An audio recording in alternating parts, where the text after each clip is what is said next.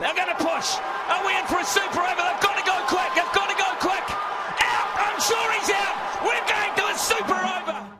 Super over, a concept that is envisaged to bring a conclusion to a games that ends in a tie. Something akin to the penalty shootout concept of football. What is the super over rule? Let's break it out into a few pointers. For starters, the team that batted second in the chase bats first in the super over. They have 2 wickets to play with and they have to face 6 balls from a single bowler from the opposition. Then the score they put up then has to be chased by the team that batted first in the main game. This is the plain and simple definition of how a super over functions. Now let's come to the certain complicated factors that get the fans a little confused. One, if the match ends in a tie and the first super over ends in a tie as well. This has happened during the 2019 World Cup final, as most of you would have seen. But after that final, there is a new rule that has come in that says that each super over, if the super over ends in a tie, there will be a super over conducted again. And each time it ends in a tie, there will be a following super over. But does that mean that there will be 5-6 super overs in a single game? No. There is a stipulated time within which the match has to be completed. So if they have enough, for example, if they have around 40 minutes, so that means around 2 super overs, they have enough time to bring in 2 super overs at the end of the game.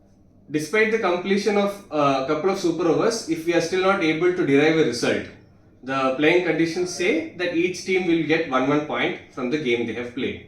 Another point of contention is, can a batter or bowler who has played in the first super over carry on in the second?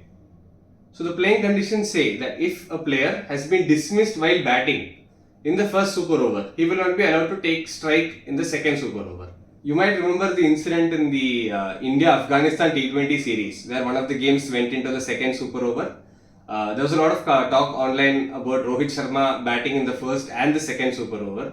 But in that particular instance, the contention was if Rohit Sharma was retired out or retired hurt. If he had been dismissed in any other form of dismissal, the playing conditions say that he will not be allowed to bat in the second super over.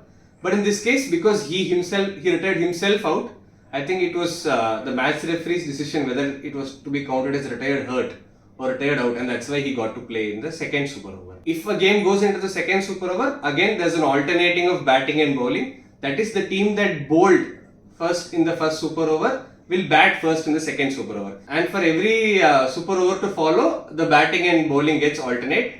But again, as I had suggested, it is all within a stipulated time. And if at the end of 2 or 3 super overs you are not able to get a result, the game ends in a tie.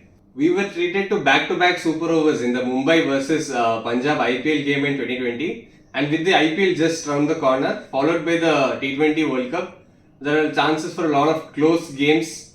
And hopefully this explainer keeps you in good stead while following these games.